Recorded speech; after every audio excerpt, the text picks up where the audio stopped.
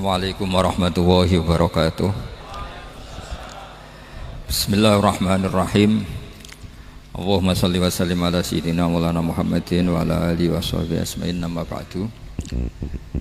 Yang sangat kula hormati ini wonten Habib Soleh bin Ali bin Hasan Al-Attas, Habib Ahmad dan para keluarga. Monggo sarang-sarang maos Fatihah sebelum kangge Habib Ali Syarifah Syifa dan keluarga. Al-Fatihah. A'udzubillahi minasyaitonirrajim. Bismillahirrahmanirrahim. Alhamdulillahirabbil alamin. Arrahmanirrahim. Maliki yaumiddin.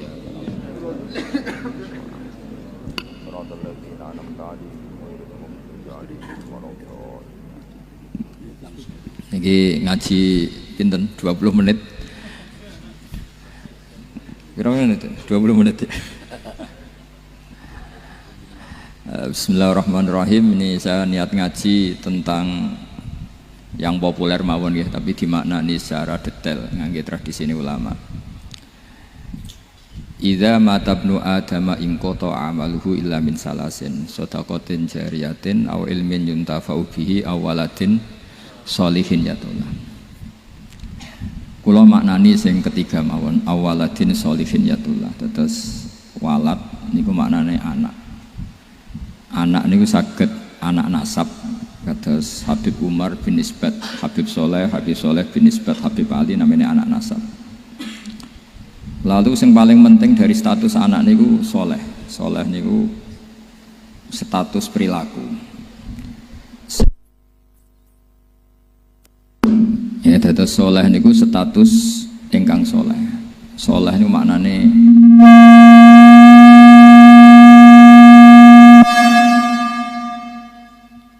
soleh niku maknane ingkang layak.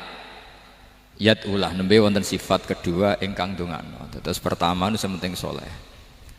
Dikata sakniki niku tiyang mendoakan orang tuanya tapi mboten enten status soleh, rapati mandi. Jadi ini yang perlu diperhatikan. Jadi status soleh itu kita dapatkan dulu, baru yad'ul. Sekarang do menculot, anaknya do rapati soleh, terus dunga saja ini rapati mandi. Nah ini Habib Ali bejo, anaknya dijinakno soleh, ya soleh tenan. Jadi ini pun ini nama merger nih, jadi soleh kamil. Tapi ngeten nggih, kula pesan karena Habib Soleh mulai kecil sama saya, sama-sama ngaji di Mbah Mun. Orientasi terbaik saking sunnah nabawiyah gini ku keberlangsungan. Terus kula sering belajar tentang kitab-kitab samawi, kitab-kitab sing diriwayataken beberapa ulama ahli kitab sing pun disaken kalian ashabur Rasulillah sallallahu alaihi wasallam. Niku riyen Nabi Ibrahim niku pertama dadi Khalilur Rahman, kekasih Allah Khalilur Rahman. Niku mergi piyambake nu tersiksa protes. Terus kadang tiang saya ini kudu protes, tapi protes bukan kita demo. Protes itu tidak harus demo, protes. Ya Allah, dunia ini tidak fair. Engkau yang Tuhan, engkau zat yang begitu penting, engkau zat yang menciptakan langit dan bumi, engkau zat yang memberi rizki, yang bikin air, bikin oksigen, semua kebutuhan manusia, kemudian mereka tidak kenal engkau. Ini tidak fair. Jadi beliau itu tiap malam itu ngumpat. Ini enggak fair dunia ini. Engkau yang begitu penting pencipta langit bumi, engkau begitu penting yang menciptakan air, menciptakan kebutuhan manusia, kemudian mereka tidak kenal engkau. Ini enggak fair. Ini enggak benar. Jadi sering marah gitu. Karena sampean enggak bisa bayangkan kan, apapun hebatnya presiden atau menteri atau rektor atau kiai, terus nang desa enggak dikenali statusnya, diundang lek apa ning dilek itu gak keren blas. Karena ya sama kan, salah Habib Soleh Al-Attas, muridnya Said Umar penyambah Mun, terus nang desa diundang pening dilek, itu kan gak keren blas. Awal dari keren tetap dikenal. Nah kemudian orang itu tidak kenal Allah. Makanya terus beliau sujud berkali-kali, ya Allah, sama siapa munajatnya beliau? Innahu la yahzununi alla ara ahadan fil ardi ya'buduka ghairi. Jadi cara Kiai Sarang namanya innahu sak temene kelakuan la yahzunu, yektene nyusano ni ing ingsun, nyusano banget karena pakai lam taukid. Innahu sak temene kelakuan la yahzunu, yektene nyusano banget ni ing ingsun. Apa sing nyusano an? Apa sedene kelakuan ula ora ningali ingsun fil ardi ing dalam bumi. ahad dan ing wong suwiji ya'budu kang nyembah sapa ahad ka ing panjenengan wairi saliyane ingsun. Ya Allah, sungguh saya sangat susah karena engkau zat yang begitu penting, kemudian yang tahu kalau engkau Tuhan itu hanya saya. Sampean ngenes gak misalnya ada orang melihat saya itu marhafid kemudian tidak tahu kalau beliau orang alim, sampean sebagai muridnya ngenes gak? Ngenes kan? Ada orang memperlakukan Mbah Mun tidak tahu kalau beliau seorang alim alama, kita sebagai santrinya ngenes gak? Ngenes. Lah ini Allah yang Tuhan, kemudian orang tidak ada yang memperlakukan dia sebagai Tuhan, bahkan nyebut saja tidak mau. Itu ketersiksaannya Nabi Ibrahim. Kalau kita kan tersiksa mergo ora duwe, ora payu rabi, terus sing wis payu rabi ra iso wayo, ya gitu. Macam-macam kesulitan. Itu jadi apa jadi wali itu sudah berat karena orientasinya agak tentang Allah tapi tentang diri sendiri. Ana sing susah proposal ragu ya Mas Angga. Macam-macam. Artinya Nabi Ibrahim itu orang yang benar-benar Khalil Rahman. Beliau tersiksa ini karena dunia dianggap gak fair. Masa Allah zat yang begitu penting kemudian mereka nggak tahu. Maka awal dari nubuah itu apa? Menaukan, al-i'lan, mempermaklumatkan Allah di alam raya ini. Makanya nggak ada nabi kecuali memaklumatkan diri. Saya dulu awal-awal Habib Soleh mau nyai saya bilang orang alim itu harus ngaku kalau alim. Habib juga harus ngaku kalau Habib. Yang orang miskin tidak usah ngaku sudah konangan. Wong elek ora usah ngaku wis ketora elek sudah. Karena agama ini pertama yang menolong itu memaklumatkan. Sehingga pertama Nabi jadi Nabi dari Gua Hira, pertama apa? Cara saiki nggih kira-kira memaklumatkan. Tapi reso dibahasakno jumpa pers. Tapi yang jelas pertama yang dilakukan Nabi setelah di Gua Hira apa? Memaklumatkan diri kalau beliau adalah Nabi. Sehingga dikumpulkan semua, terus beliau memaklumatkan diri kalau saya ini Nabi. Karena nggak ada artinya Allah kalau tidak dimaklumatkan. Makanya di Quran itu kalau menyebut Allah atau menyebut kebenaran selalu dimulai dengan kata fa'lam, harus dingertikan. Kita ngerti kemudian mengertikan ke orang lain. Makanya saya sering dulu bilang ke Habib Soleh, nggak boleh orang soleh menyembunyikan diri. Karena nanti kalau orang-orang soleh menyembunyikan diri, sing zuhara ala wajhil ardi adalah sesuatu yang nggak benar. Coba misalnya gini, orang bisa terhibur lewat dangdutan, terhibur lewat maksiat. Sementara orang nggak bisa terhibur lewat thala al-badru alaina, asyraqal kaunub dihaja dan sebagainya. Maka orang-orang soleh adalah orang yang bisa memaklumatkan Allah, memaklumatkan Rasulullah, memaklumatkan Quran dan supaya itu diterima. Karena awal dari orang terima itu tahu dulu. Nah ini tahu saja ndak. Makanya Nabi Ibrahim susah, ya Allah, engkau zat yang begitu penting kemudian tidak diketahui. Ini apa-apaan, enggak fair. Akhirnya Nabi Ibrahim diangkat sebagai Khalil Rahman untuk menaukan atau untuk memaklumatkan Allah Subhanahu wa ta'ala. Nah sebelum itu beliau dihibur, diterbangkan ke langit, ke alam malakut. Kamu susah ya, kenapa susah? Karena zat sementing engkau kemudian tidak ada yang menyembah. Terus dijak ke alam malakut, ditunjukkan sekian juta malaikat, sekian ribu malaikat, semuanya membaca tasbih takbir. Ibrahim senang. Oh ternyata sing seneng jenengan banyak. Loh, coba kalau kita punya kiai kayak Mbah Mun, semakin yang seneng banyak kan semakin kita senang. Kalau nggak ada yang tahu kan kita tersiksa. Makanya ini penting sekali ya. Jadi pertama agama ini seperti ini tuh barokahnya dingertikan, dimaklumatkan. Saya ini orang yang humul itu menutup diri betul, kecuali bab ngaji. Saya kalau ngaji terbuka. Sampai saya tidak tahu apa ada yang streaming apa direkam, saya tidak tahu. Pokoknya saya satu-satunya saya mau terbuka itu pas ngaji. Dan saya pede karena dulu ngaji saya benar. Saya tanya Mas Akom, sebetulnya kalau sampean mau mulang terbuka bagus. Potensinya dua, konangan alimnya atau konangan. Ya resiko terbuka kan itu Pak. Konangan alimnya. Nah daripada potensi yang kedua terus nggak mau ngajar ya humul. Syaratnya wali ku humul. Oh, humul itu nggak menampakkan diri. Memangnya mau menampakkan apa kalau nggak bisa apa-apa kan? Jadi saya tidak tahu itu humul apa bagian dari pengamanan diri. Apa Mas? Apa? Aim. Jaga iman. Jadi Nabi itu pertama yang dilakukan apa? Memaklumatkan kalau Allah itu Tuhan. Jadi ciri utama orang soleh itu kalau kebenaran tidak mendominasi bumi ini. Jadi ciri utama orang soleh itu seperti itu. Makanya kenapa saya milih manhaj, tentu Habib Soleh tidak harus niru saya karena antar orang alim tidak boleh saling mengikuti. Tapi juga seterusnya nggak boleh saling ganggu. Saya itu ngaji di mana-mana itu guyon. Karena bapak saya suka guyon, Mbah Mun suka guyon. Alasannya bapak dulu sederhana. Orang sudah nyari hiburan dengan maksiat. Sehingga agama ini harus membawa keceriaan sosial, membawa keceriaan hati. Karena Allah ngendikan kul bi fadlillah wa bi rahmati fa bidzalika falyafrahu. Orang tuh harus senang dengan kebaikan. Orang happy dengan tolal badru alina, happy dengan manakibul akhyar, dengan fadhailul akhyar. Karena orang di sana sudah senangnya itu kalau ada maksiat. Nah sekarang agama dibawa orang-orang yang tidak menyenangkan juga. Ngaji teko wis merengut. Ada muridnya salah duduk marah, salah posisi meja marah. Lalu orang-orang kan mikirnya kan, daripada ngaji dimarahin terus mendingan ndak kan. Makanya Nabi itu paling marah itu kalau satu kebaikan jadi problem. Mu'ad bin Jabal itu pernah ngimami lama sekali. Dan yang makmum itu akhirnya mufarokoh. Dulu belum ditemukan fikih, tapi orang ini sudah berani mufarokoh.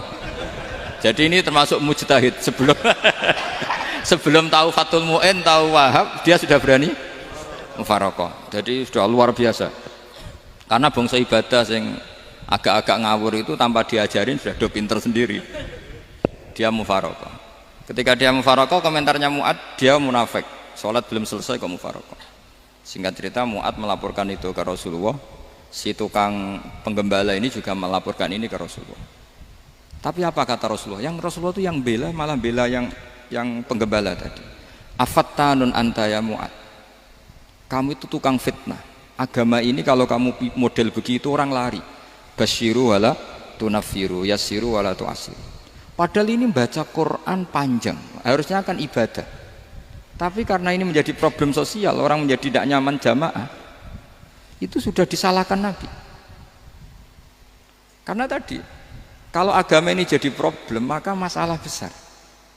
Makanya sifat dasar Rasulullah itu apa? Khafiful ma'unah, biayanya murah. Makanya saya ngaji di mana-mana ya suka seperti ini.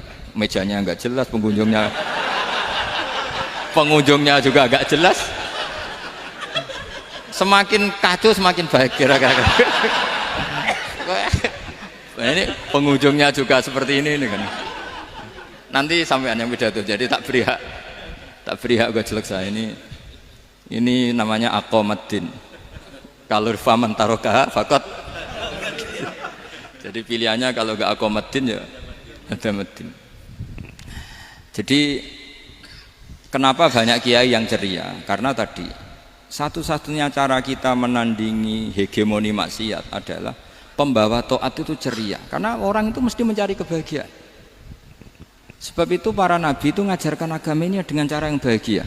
Misalnya mangqala la ilaha illallah dakhalal jannah. Nabi tidak ngendikan gini, mangqala la ilaha illallah terus salatnya benar, puasanya benar, belajarnya benar, jadi kiainya benar.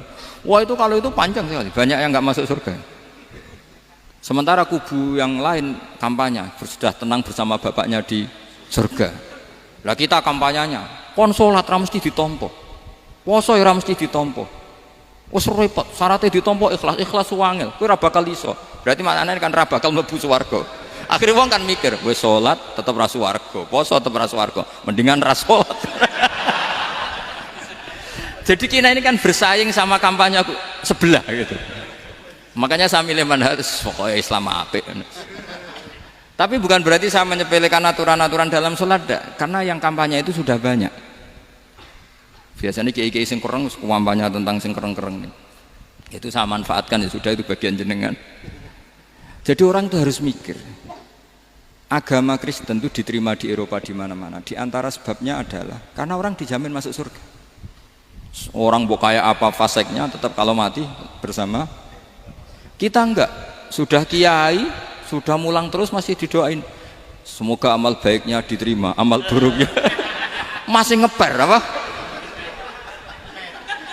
Dan itu santri saya nanti kalau ziarah saya tuh ya Allah ampuni Gus Bah ampuni. Itu kan ngenyek orang itu maksudnya. Maksudnya bukan, makanya saya pernah ketemu orang yang berfaham Wahabi. Dia nuduh kalau orang doa ke mayit itu minta sama mayit.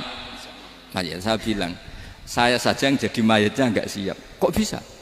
Doanya itu doa ngeper. Masa sama gurunya bilang gini, Allahumma in kana muhsinan fazid fi ihsani wa in kana musian. Masa gurunya ditaklek? Jadi dia tidak yakin betul kalau gurunya muhsin. Masih ditaklek, jika guru saya baik maka gini ya Allah, jika guru saya buruk maka gini. Loh, saya tuh gak pernah doain Mbah Mun gitu, tak anggap gak sopan. Jadi kalau saya berdoa, ya Allah jenengan izzihi apa ya, jenengan balas lah, izzihi anna anil muslimina khairan kasira wa antal ghafurur rahim wa anta gitu. Saya gak tega muni wa ingkana musian. Jadi kayak ada sopan ya. Loh, kalau aku yang mati saya bilang gitu. Tak balik malah ingkana musian, malah ada terusannya bahwa kadalik. Jadi makanya mereka kan sering pakai dalil, andai kan tradisi itu benar, maka yang paling pertama melakukan itu sahabat. Selalu mereka berargumentasi kalau itu tradisi yang benar, maka pertama yang melakukan itu sahabat. Ya gak mungkin sahabat masa bilang ke Nabi ingkana, bisa kafir berat kan? Masa kesolehannya, lu andai kan Abdul Qadir wafat di mana ini ngomongin? Beduk. Saya tidak akan berdoa seperti itu. Oh, bisa marah Abdul Qadir Jailani.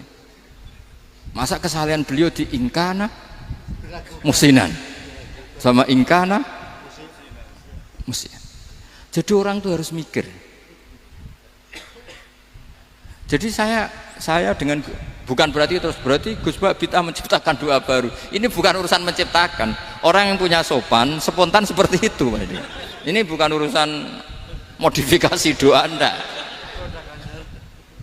Makanya kenapa para nabi itu tidak disolati dengan cara seperti itu, langsung assalamualaikum ya Rasulullah, assalamualaikum ya Abu Bakrin, assalamualaikum ya Umar. Enggak mungkin kita mengatakan ya Abu Bakrin, ya Allah ingkana.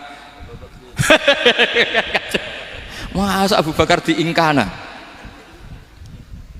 Kalau dia, bukan kalau beliau ashabu Rasulillah, pasti orang Sayyid itu dzurriyyatu Rasulillah, pasti al-tahirin al-mutahhari. Guru-guru kita ini guru-guru kita. Jadi tolong doa itu. Nah, kalau terpaksa doa wa in kana musian, anggap saja hafalnya hanya itu, tapi jangan dijiwai, apa? Jangan apa? Dijiwai. Kalau ditanya, "Lho Gus, ini orang soleh kok doanya wa in kana musian?" Itu kan guru jenengan. Apalku ikut tok. Tapi ora usah dimaknani, apa? Karena sekali dimaknani nanti kan. Jadi ini urusan etika, urusan rasa. Saya teruskan ya, karena jadi saya mohon sekali, apa-apa itu ada aturannya. Ada aturannya. Ya tentu kita ikut masal saja. Semua selain Nabi, selain para wali kita nggak apa-apa doa wa ingkana musinan, ingkana musian.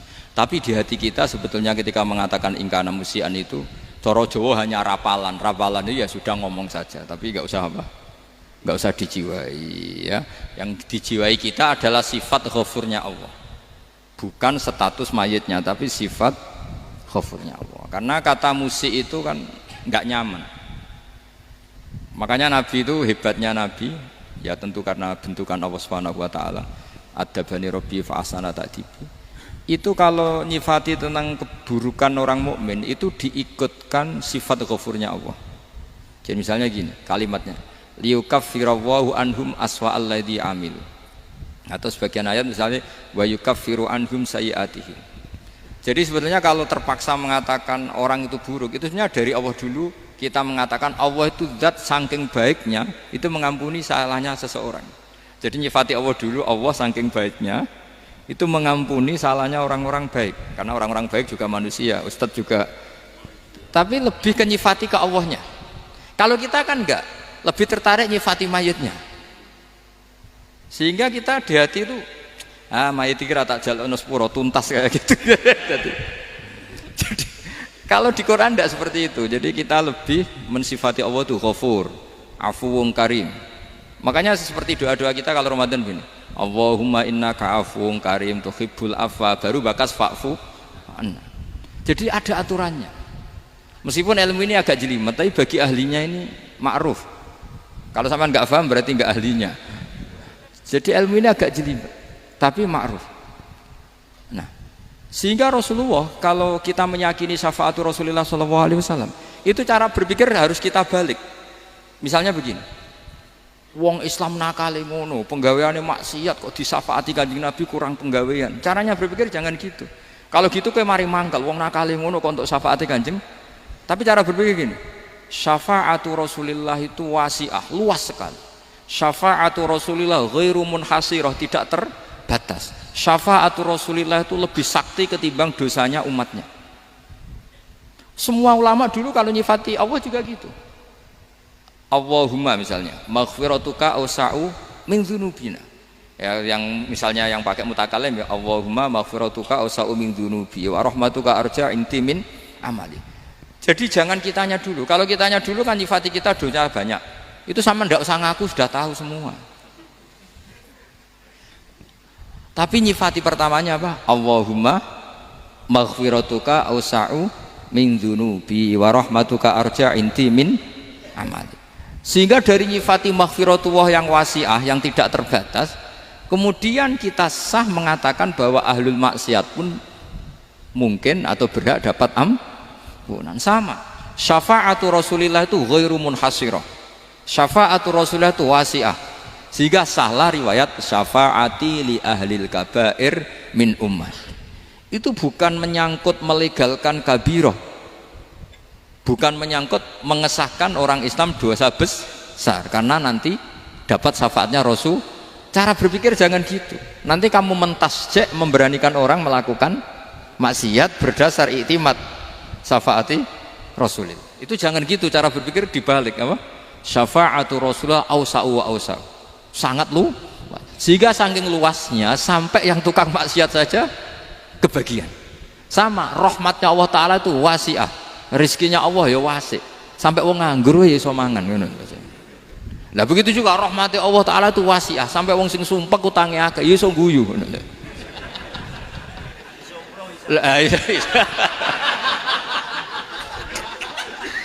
Tapi kalau dibalik, misalnya saya diprotes kiai, saya pernah juga diprotes, Gus umat kok mbok latih guyu, padahal mereka maksiate akeh, hutangnya akeh, gini-gini. Karena kamu menyifati orangnya. Kalau menyifati orang ini sampean guyu haram. Utang jatuh tempo, sampean gak mikir dosa ndak? Dosa. Jadi kiai muridnya goblok kok kiai ini kurang tahajud, itu ya dosa. Jadi kiai kok muridnya goblok tenang wae. Sementing untuk sowanan, itu amatir ya gini. Mestinya cara berpikir dibalik. Rahmatullah wasi'ah, rizkuhu ya wasi', fadluhu wasi', sampai wong sumpek wae iso guyu. Sehingga kita ini sudah objek. Loh, kita ini tidak subjek, di alam raya ini kita tidak subjek tapi apa? Objek. Makanya saya berkali-kali mengatakan, mbok kayak apa sumpeknya kita, tetap wong iso guyu. Karena apa? Allah mensifati dirinya wa annahu wa adhaka wa abka. Allah itu adhaka, zat yang memberi orang iso guyu, wa abka lan zat sing maringi wong iso nangis. Karena sifatnya Allah Ta'ala pasti nafidah, sifatnya Allah Ta'ala pasti terjadi, dan kita objek. Makanya wong sumpek utangnya akeh, bojo ora percaya, tangga ora percaya, nak guyu banter-banter. Karena Allah itu adhaka, zat sing maringi guyu. Wa abka, sudah presiden, sudah gubernur, sudah menteri, nak Allah kepengin nangis no yo nangis. Coba ngeluhnya apa kalau misalnya jenengan seorang mantan presiden atau mantan gubernur, kadang anaknya calonan RT bo menang bondak ya. Ngeluhnya apa orang alim, misalnya alim alama, anaknya mau jadi jurumiyah raiso, susah. Kaya raya anaknya jadi pasien, susah. Allah punya cara untuk abega, untuk bikin orang nangis. Nah karena kita ini objek, pasti sesumpek apapun orang yang bisa tertawa ya bisa nangis. Makanya banyak ulama yang nggak terlalu serius mikir agama ini, bukan karena dablek, enggak, karena Allah mensifati dirinya Al-Hadi, yang memberi petunjuk.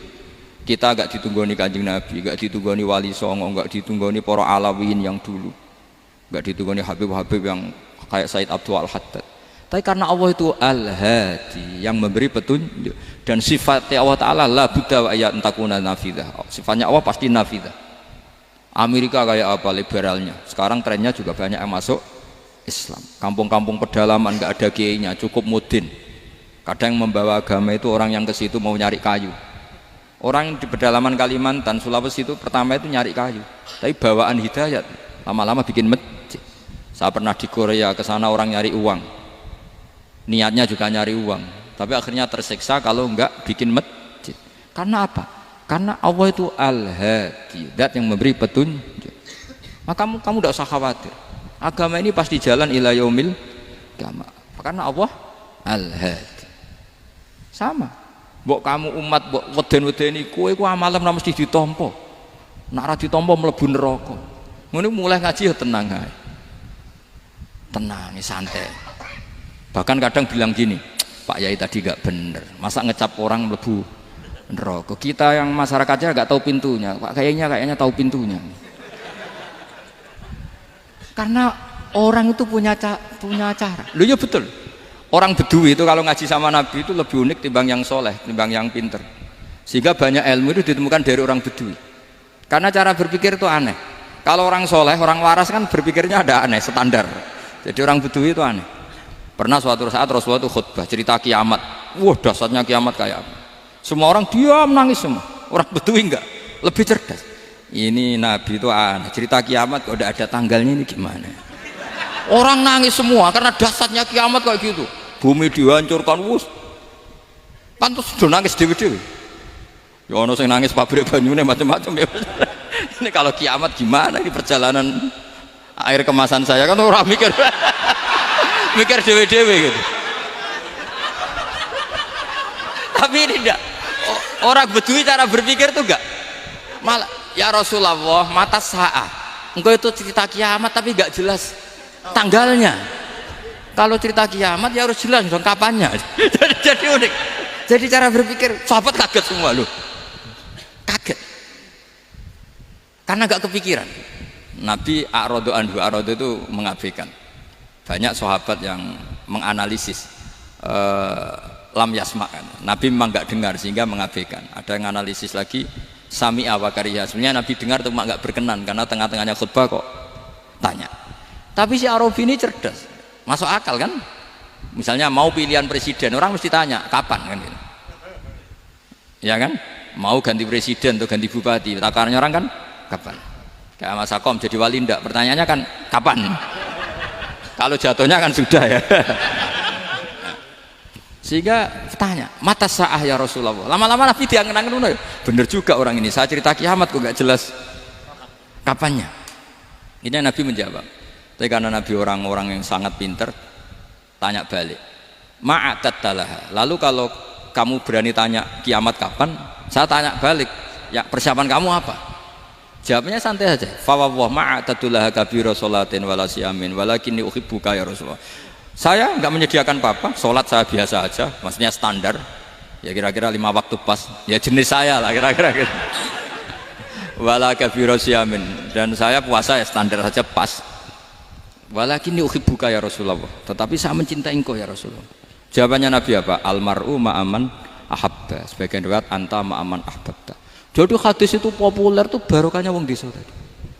Andai kan dia punya etika maka sowan dulu tanya 4 mata.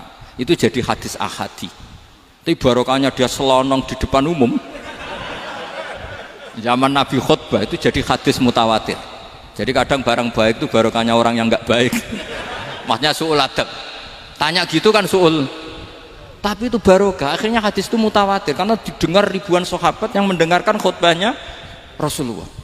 Tapi kalau hadis itu satu-satu kan khossoni bidzalika Rasulullah, khossoni bidzalika Rasulullah, itu nanti jadi hadis ahadi yang kualitasnya jauh di bawah hadis mutawatir. Jadi barokahnya orang su'ul adab itu ya ada karena Allah yang mendesain ini. Akhirnya kata sahabat, kata Anas bin Malik, mereka itu mangkelnya bukan main sama Arabi tadi karena tanya nggak sopan sama Rasulullah. Tapi setelah Nabi jawab almar'u ma'aman ahabba fama farihu bisyai'in farahahum bidzalika badal. Mereka tidak pernah senang dengan hadisnya Nabi sesenang riwayat almar'u ma'aman ahabba. Barokahnya Arabi Bedui. Makanya saya sebagai kiai ini Bedui saya tak pertahankan ila yaumil qiyamah. Karena umat ini pernah terbarokahi oleh orang apa? Bedui. Barokah suladab tadi. Jadi mohon ini supaya majelis ini kan majlisul iltorti Rasulullah, coba terlatihlah mengatakan Allah itu subjek, Allah itu al-fa'ilul mukhtar, Allah itu al-fa'ilul mukhtar, Allah itu yang menentukan alam ini. Dan Allah mensifati dirinya wa annahu huwa adhaka wa abka. Allah itu zat yang memberi orang itu bisa tertawa, dan Allah juga yang memberikan orang itu bisa menangis. Mbok kayak apa kamu neror umat, amal nggak mesti diterima gini-gini, ternyata neng majelis nangis ya, mulai guyu kadang guyu-guyune ngenyak tenane daripada apa ya, agak-agak merodok orang yang dohirnya beda dengan batinnya, nggak perlu distatuskan seperti itu. Ya sudah biasa saja. Jadi nah fi muqaddimihim, imam besar dalam manhaj ini namanya Abul Hasan apa? Asyadzili. Abul Hasan Asyadzili itu kalau ada orang tanya gini, Beb saya ini susah, sholat saya tidak mesti diterima Allah gini-gini, marah. Enggak usah. Kafa bika jazaan an radiyaka laka ahlan. Sudah kamu ditakdir pernah sujud itu sudah keren. Saya itu andaikan dapat kabar dari malaikat bahwa sholat kamu tidak diterima, saya tidak susah. Bukan karena sombong, pernah ditakdir sholat sujud ning Allah itu keren. Kayak apa malunya kita ketemu Allah kemudian kita di bumi tidak pernah sujud. Makanya cara Abul Hasan Asyadzili kowe ora usah mikir sholat ditampa taro, ora usah mbok mikir. Kowe ditakdir tahu sujud itu hebat. Kafa bika jazaan an radiyaka laka ahla. Cukup kamu mendapat balasan dari Allah, kamu pernah ditakdir sujud. Gak perlu ngaji alim alama, gowo sawi ngalor ngidul jalalain keren. Paling gak malaikat pernah melihat kamu, wah gowo tak kitab kuwedi. Gak penting pahammu, gak penting. Karena isra bakat paham no. Jadi Abul Hasan Asyadzili adalah orang yang, dan itu Al-Hasani ya, dan itu Al-Hasani. Makanya macam-macam, kita yang Al-Husaini sudah kita punya Faqih Muqaddam, punya banyak lah. Di Al-Hasani yang paling populer diantaranya adalah Abul Hasan Asyadzili. Beliau tuh kalau ngendikan sesuatu itu positif terus. Termasuk itu ketika ada orang resah sholat saya diterima ndak, kata beliau, wes kowe sing support nak ditakdir tahu sujud. Saya itu sebetulnya kadang-kadang yang miris, wes sholatku tompo ta ora, tapi saya sangat sadili. Sangat sadili. Saya nggak pernah berdoa ya Allah ibadah kami jenengan terima ndak, karena takut kalau doa gitu keterusan itu terus ditompo ora ya, akhirnya keterusan gitu, akhirnya ngenes. Masa orang pernah sujud ngenes, lama-lama gini setan masuk, apa artinya saya sujud ternyata gak diterima. Lu wong kawula kok iskal tentang pernah sujud. Itu kan ibarat gini, kamu ngasih uang sama orang tua kamu, misalnya Habib Soleh ngasih uang Habib Ali, terus apa artinya tak kasih, kemudian beliau tidak terima kasih, itu kan lucu. Terima kasih tidak terima kasih, seorang anak ngasih orang tua itu keren. Makanya saya bangga dengan Habib Soleh ketika beliau mengumrohkan Habib Ali, sudah mendaftarkan haji Habib Ali. Gak usah mikir diterima apa enggak, wes keren, itu sudah perilaku yang keren, yang hebat. Makanya saya sering ada orang mau cerai tanya saya, Gus saya ini cerai gak, istri saya kurang ajar gini. Gak usah, tapi bojo kula judes. Uang di bojo itu keren, paling gak kowe ra darani jomblo.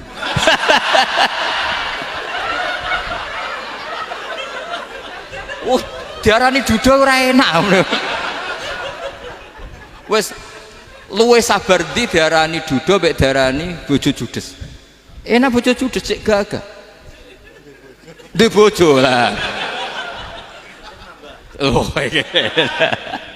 Provokator itu. Jadi kafabika jazaan an radiyaka laka ahlan, sudah ditakdir pernah sujud itu sudah keren. Dulu ulama ala hadan nampak, ulama dulu cara berpikir seperti itu. Makanya ulama dulu kalau nafsiri wasjud waqtarib sudah pernah sujud. Di Quran nggak pernah ada ayat wasjud lan sujudo siro ingkana kada wa kada ingkunta mutayakinan bikobuli sujudi, kan ada sujud ya sujud saja, tidak usah mikir makbul apa tidak makbul. Sudah kalau sujud pasti waqtarib. Terus saya sebenarnya ya sebagai orang ya kadang wedi, sholatku ditompo ta ora. Tapi kalau keterusan nanti ada was-was yang mengatakan opo artine sholat. Lu tuh kan ngeri seorang hamba sing uripe ning bumine Allah kemudian menyoal pernah sholat hanya karena takut gak diterima. Itu kan geblek banget. Nah, saya jenis kiai yang di partai itu. Saya enggak tahu kalau keneng dikom. Sedih umat masa kamu gak ono keren blas. Jadi nah nanti kalau misalnya ada manhajnya Habib Soleh yang tidak seperti itu tidak apa-apa, mungkin supaya orang nggak takabur, nggak fakhr, sehingga makanya mulai dulu lama itu ya partainya kalau nggak rojak ya khauf. Nah saya ini yang jelas terang-terangan ikut partai rojak saja, apa? Partai rojak, karena banyak yang sudah di partai khauf. Tapi saya rojak yang bil ilmi tadi. Makanya Sayyidina Umar radhiyallahu anhu itu yang namanya sama sujud. Saya itu punya kitab, Habib Soleh pernah tak tunjukin tulisan tangan saya, muji-muji sujud. Sayyidina Umar ketika ditusuk seorang kila itu Majusi ya. Abu Lu'lu' terkenalnya itu Hulamul Mughirah terkenalnya itu. Ditusuk, dia sahabat, beliau sahabat wali. Jadi nusuk Umar tuh kayak apa? Nusuk Mas Akom aja dosa besar, apalagi nusuk Umar. Itu ketika ditusuk, dia itu ya punya dendam, namanya manusia itu punya dendam. Artinya namanya orang kan mangkel sama yang nusuk. Kalau orang mangkel itu inginnya kan yang nusuk itu masuk neraka. Tapi apa kata Umar? Ngendikan gini, tanya pertama, yang nusuk saya siapa? Orang Majusi. Orang Majusi, Hulamul Mughirah. Alhamdulillah alladzi lam yaj'al maniyati biyadi rajulin lam yasjud laka sajdatan yuhaju biha indaka yaumal qiyamah. Saya itu senang Gusti, yang nusuk saya orang yang enggak pernah sujud sama jenengan. Jika kalau saya dendam supaya dia masuk neraka, saya enggak takut orang itu nuntut sama saya. Tapi kalau dia pernah sujud, pernah sholat, kemudian dia masuk neraka karena nusuk saya, kemudian dia berargumentasi, saya pernah sujud ya Allah, kenapa engkau masukkan neraka? Saya tidak berani jawab ya Allah, saking hormatnya sama yang namanya sujud. Jadi kamu dendamnya kesampaian, cara Jawa ya, dendam dengan tanda kutip ya, tidak makna semestinya. Jadi mangkel mbek sing nusuk, nak mlebu neraka pantas, wong ora tau sujud wae Gusti gitu. Tapi kalau pernah sujud, kemudian dia masuk neraka karena saya, bisa yuhajuni biha yaumal qiyamah. Jadi kayak apa sujud?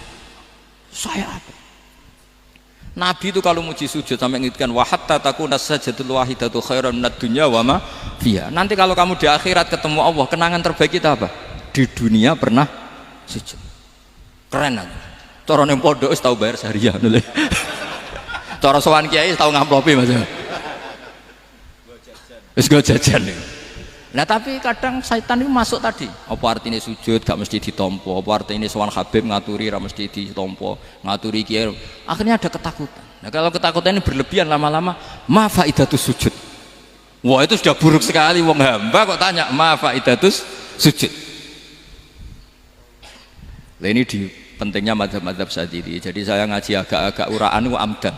Kalau ini watak sudah, bukan. Jadi uraan itu ada dua, ada yang amdan bismil ilm, ilmunya banyak terus milih manhaj. Insya Allah saya partai itu.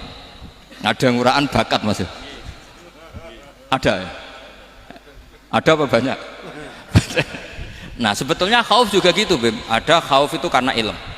Ada Habib alim alama atau kiai alim alama, dia tahu masyarakat kalau ngikuti Gus Bak nanti jadi fakhr, kurang tawaduk, terus dia milih partai khauf.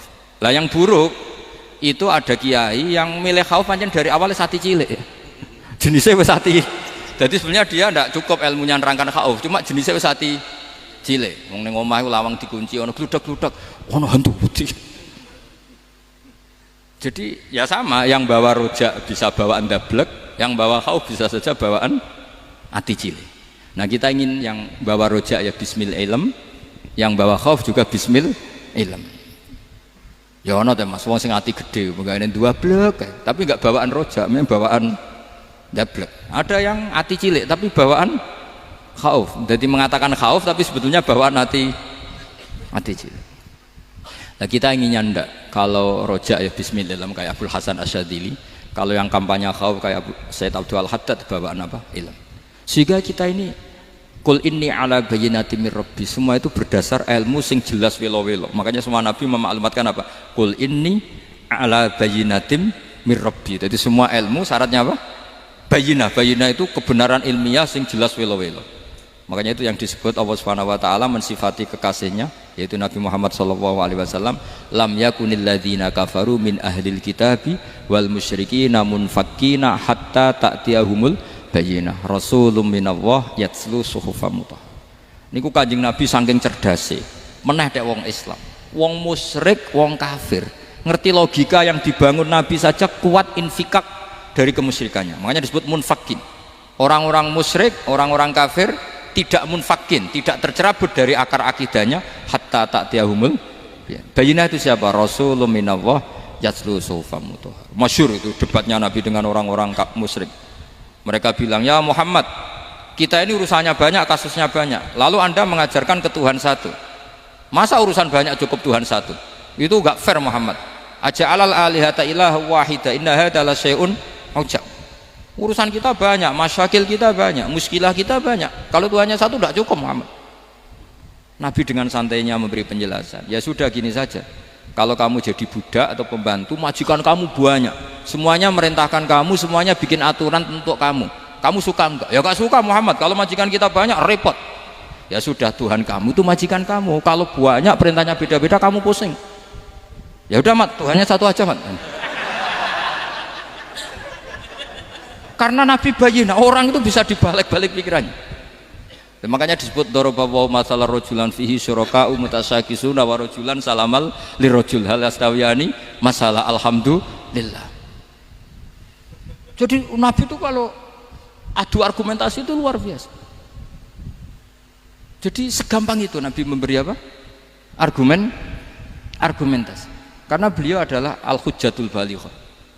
Jadi Nabi itu gak pernah kalah. Pernah Nabi debat sama orang Yahudi. Muhammad, saya ini turunan Ibrahim. Kita ini Israel ya. Kita tahu Israel adalah turunan Nabi. Israel nama lain dari Yakub. Yakub bin Ishak bin Ibrahim. Padahal Yakub ini punya anak namanya Yahuda. Makanya Yahuda bin Yakub bin Ishak bin. Kita ini yang mirip Ibrahim, bukan kamu. Tapi orang Yahudi itu nggak apal nasabnya, sehingga mereka bilang kita ini saking baiknya Ibrahim saja pengikut kita. Terus digojlok oleh Nabi. Ibrahim itu buyute Yahuda. Makanya digojlok, ha antum ha ulai hajatum fi malakum bi ilm falimatu hajuna fi ma laysa lakum bi ilm. Kita adu debat itu sudah ilmiah. Kenapa kamu menjadi tidak ilmiah? Kenapa Muhammad? Terus Allah menurunkan wama unzilatit Taurat wal Injilu illa min ba'di afala ta'qilun. Artinya gini, kalau Ibrahim dikatakan Ibrahim Yahudiyah, itu sama dengan saya berkali-kali podo karo sampean misalnya ngendikan Mbah Zubair itu pengagumnya Gus Roji misalnya. Padahal Gus Roji bin Ubab bin Maimun bin Zubair. Misalnya Gus Roji bin Kiai Haji Ubab bin Kiai Haji Maimun bin Kiai Haji Zubair. Nah, Ibrahim itu kan Yahuda bin Yakub bin Ishak bin Ibrahim. Terus mereka bilang Ibrahim itu pengikut Yahudi. Itu kan kebalik-balik. Kayak Habib Hasan itu pengagum Habib Soleh. Kan Habib Hasan rohnya ini gimana ini sih mbahnya kok dianggap. Nah, sehingga orang Yahudi ketika Nabi berdebat beda dengan Nabi Muhammad SAW. Ketika ditanya, kenapa kamu yakin agama tauhid? Millata abi. Karena ini agama nenek moyang saya. Millata abikum apa? Ibrahim. Jadi jelas. Akhirnya orang Yahudi ngerti. Ya kan sama dengan mengatakan tadi Pak Karno itu pengagum Puan Maharani. Kan aneh enggak kalimat itu? Mbah Hasyim Asy'ari itu pengagum Gus Dur. Gak lucu. Itu debat. Jadi Nabi itu orang yang bayinah. Bayinah itu kalau menerangkan kebenaran itu bahkan orang kafir pun bisa infikak, bisa munfakin, tercerabut dari akar kekafiran. Nabi itu mudah sekali merubah logika. Makanya di Quran sering ada kata aro'aitum, karena memang tadi. Nah saya mohon apapun pilihan anda rojak kayak Abdul Hasan Asadili tadi. Ketika orang resah sujudnya diterima apa enggak, sholatnya diterima apa enggak, beliau bisa berargumentasi betapa pentingnya sujud. Wes aja kowe iku kawula, tahu sujud itu keren. Saman bayangkan betapa malunya kita kalau kita ketemu Allah kemudian di dunia enggak pernah. Lho paribasane kula mlebu swarga lah iku isin. Mlebu swarga tapi ning donya ora tahu isin. Sama seperti kowe di guru saurip-uripmu ora tahu salam templek isin. Kira-kira seperti meskipun salam template ora penting ya ora penting tuh misalnya soleh salam template 50.000 duwe wis akeh ngono nama sakom penting kudu rokok itu bukan nilainya kok betapa malunya kita. Saya dulu mau sarang andai kan tidak pernah khidmah sama iya malu tenan sebagai apa? Santri. Makanya Sayyidina Umar ketika beliau dibunuh orang itu pertanyaan pertama dia pernah sujud enggak pernah. Andai kan dia pernah sujud, maka saya tidak berani masukkan dia masuk neraka. Takutnya dia protes sama Allah, ya Allah saya pernah sujud kenapa harus di neraka? Atau Umar ditanya Allah gini, Umar, kue ridho wong sing tahu nyembah aku kemudian dia di neraka? Kayak apa? Jadi makanya Umar ketika wafat ketika alhamdulillah alladzi lam yaj'al maniyati biyadi rajulin lam yasjud laka sajdah. Ya, jadi saya mohon sekali jadi majelis ini sebuah majelis mubarak, caranya tauhidnya dibenarin, ya, tauhidnya dibenarin. Jadi Allah itu adhaka wa abka, Allah itu al-hadi, Allah itu ar-razzaq. Sehingga menteri ekonomi mbok salah rumusillah wong tetep mangan. Mergo Allah itu ar-razzaq. Mbok negara dikelola keliru lah wong tetep mangan, wong Allah itu ar-razzaq. Kiai rada akeh sing di masalah. Tapi ya tetep agama ini jalan. Lho andai kan syaratnya agama ini kiai ini bener, wah ya repot. Kowe iso bayangno masakom bener terus. Tapi agama ini berkali-kali, coba di TV itu banyak nyun sewu, ada ustadz, ada kasus apa, ada kiai, kadang ada masalah hukum. Agama ini jatuh enggak masalah. Padahal di TV itu sudah dinasionalkan kan, ada kiai terlibat kasus hukum atau ustadz tertangkap karena melakukan apa itu. Tapi enggak ngefek, karena agama ini bihifdillah wa biriayatillah. Sama. Negara mana-mana kadang manajemen ekonominya enggak jelas, tapi masyarakat ya makan karena Allah Razzaq. Sama, aku kancanan Masako mengeluh, tapi Allah adhaka, akhirnya iso guyu. Padahal orang untungnya blas kancanan dede. Tapi karena Allah itu adhaka. Nah kita dengan istri yang kita cintai, dengan keluarga kadang nangis. Karena Allah itu zat yang bisa memberi abka. Wa annahu wa adhaka wa abka. Terus wa annahu wa amata wa ahya. Kita tidak ingin mati, wah ya mati saja karena kita objek. Nah, hidayah itu seperti itu. Allah al-hadi. Apa? Allah itu kayak apa Korea, negara ateis. Enggak kebayang di sana ada ngaji Aqidatul Awam Mabadi Fikih. Sekarang banyak. Saya tuh kalau beli Aqidatul Awam kerdusan, tak kirimkan ke Korea. Sebelum saya ke Korea, karena sebagian santri saya di Jogja. Di sana ada ngaji Aqidatul Awam, ngaji Takrib. Bahkan saya di sana dilagokno sakduna fid dunya. Kayak apa Allah kalau ingin bikin hidayah? Karena Allah itu al-hadi. Wong Indonesia digerakno seneng duit. Bareng wis seneng duit moro apa? Korea. Setelah di Korea tersiksa karena enggak ada tempat sujud. Akhirnya urunan. Segampang itu kalau Allah mengendaki. Itu enggak dibenem MUI, enggak dibenem. Karena Allah al-hadi. Jadi saya mohon sekali tauhid ini dibenerin dulu. Allah tetap al-fa'ilul mukhtar, apa? Al-fa'ilul mukhtar. Sehingga Allah mensifati dirinya adhaka. Mbok kamu bendung kayak apa, orang ngaji saya tetap guyu. Sekarang iso mbuli saya, oh Gus Bab ngaji tidak guyu. Allah yang memberikan guyu kamu itu. Andai kan sesuai status kamu, kowe ora ngarep guyu. Utang akeh, jatuh tempo, bojo ora percaya. Gede-gede kayak paham. Ya jadi ini tak isyatkan jenengan, saya ini tadi bawa kitab Fathur Rahman di Thalibi Ayatul Quran, mau tak kasihkan hadiah ke saya itu Marhafid sebagai penyempurna karena beliau sudah Al-Husaini. Semoga ini dapat barokahnya Al-Hasani. Ini dikarang oleh zurianya Abdus Salam bin Masis. Abdus Salam bin Masis adalah guru dari Abul Hasan apa? Asyadili. Jadi kita tahu Sahibul Hikam Ibnu Athaillah As-Sakandari muridnya Abul Abbas Al-Mursi. Beliau muridnya Abul Hasan Asyadili. Beliau muridnya Abdus Salam bin Masis. Yaitu alami zada ini min dzurriyyati Abdus Salam bin Masis. Jadi ini Al-Hasani. Jadi ini sudah klub karena mulai dulu ya tradisinya gitu. Banyak sabaib ngaji barojak, bafadol. Nanti yang bafadol barojak yang ngaji Habib lagi. Seperti sanadnya Soleh di Sarang. Ya Soleh ngaji Mbah Mun. Tapi Mbah Mun ngaji Sayyid Alawi Sadat ya.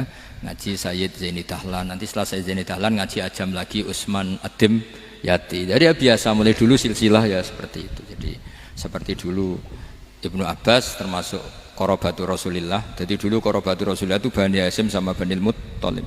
Tapi kalau sekarang ya tentu para sadat, para habaib. Dulu biasa Ibnu Abbas ngaji ke Zaid bin Sabit. Itu Ibnu Abbas yang mencium tangannya Zaid bin Sabit. Tapi Zaid bin Sabit juga mencium tangannya Ibnu Abbas karena karobati Rasulullah Shallallahu Alaihi Wasallam. Jadi saya mohon semuanya itu insaf bil ilm, ya, insaf bil ilm. Kayak tadi munfakina hatta ta'tiyahumul bayin. Jadi bayina itu orang yang kalau menerangkan itu memberi penjelasan sing jelas welo-welo. Itu siapa? Rasulun minallah yatslu suhufam mutahharam. Al-Fatihah.